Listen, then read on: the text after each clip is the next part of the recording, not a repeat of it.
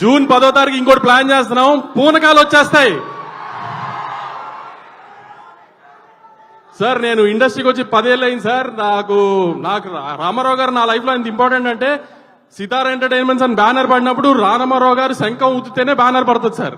నా లైఫ్ లో ఆయన అంత ఇంపార్టెంట్. కానీ నేను ఇండస్ట్రీకి వచ్చి 10 ఏళ్ళలో నాకు ఎప్పుడు ఈ అవకాశం రాలేదు సార్. రామారావు గారి పుట్టినరోజున ఒక ఫంక్షన్ చేసి ఆ ఫంక్షన్ మిమ్మల్ని పిలవలేదు. విశ్వక్ దయవల్ల అది కుదిరింది సార్. నాకు చాలా థ్యాంక్స్ సార్. ఇదని చాలా మంది గ్యాంగ్స్ ఆఫ్ గోదావరిలో విశ్వక్ ఇలా చేశాడు, అలా చేశాడు, ఇలా చేశాడు అని చెప్తున్నారు.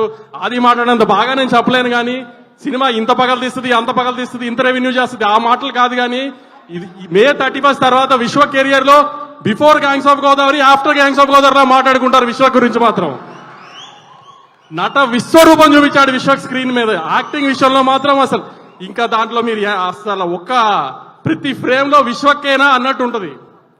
అలానే మా డైరెక్ట్ కృష్ణ చైతన్య కూడా చాలా మంది షాక్ అయ్యేటట్టు తీశాడు సినిమా. ఇది నిజంగానే కృష్ణ చైతన్యనే తీశాడా నాకే అనిపించింది. అంత ఇంపాక్ట్ గా, అంత ఇంటెన్స్ గా ఈ మధ్యకాలంలో తెలుగు సినిమాల్లో ఇంత ఇంటెన్స్ సినిమా రాలేదు. మా Radhika first time de glam role చేసింది. చాలా అందంగా, చాలా క్యూట్ ఉంది, చక్కగా రత్న వైఫ్ గా చాలా పద్ధతిగా ఉంది. కాబట్టి రాధికకి రివర్స్ గా ఊహించుకుని రండి. అంజలి గారు ఫస్ట్ టైం మీతో పనిచేస్తామండి, కానీ స్క్రీన్ మీద మీరు కనబడగానే స్క్రీన్ అలా లిటప్ అయిపోయిందండి. ప్రతి చోట మీరు కనబడినప్పుడల్లా అది మాత్రం మీరు స్క్రీన్ తినేశారు అసలు. యువన్ శంకర్ రాజా ఆర్ఆర్ నిన్నే ఫైనల్ చేశాడు. నిన్నే చూసాము చెన్నైలో. ఇరగా తీసేశాడు ఆర్ఆర్. మీకు ఈ ట్రైలర్ లో కనిపించిన ఆర్ఆర్ జస్ట్ 10%.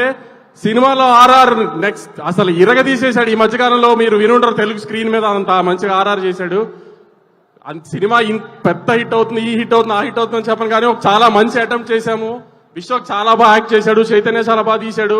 చాలా కష్టపడి సంవత్సరం సినిమా తీసాం.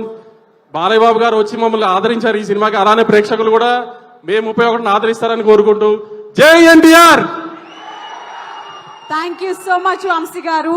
ఈ సినిమా బ్లాక్ బస్టర్ అవ్వాలని కోరుకుంటూ, ఎస్ ది భారత్ మెగా ప్రాపర్టీ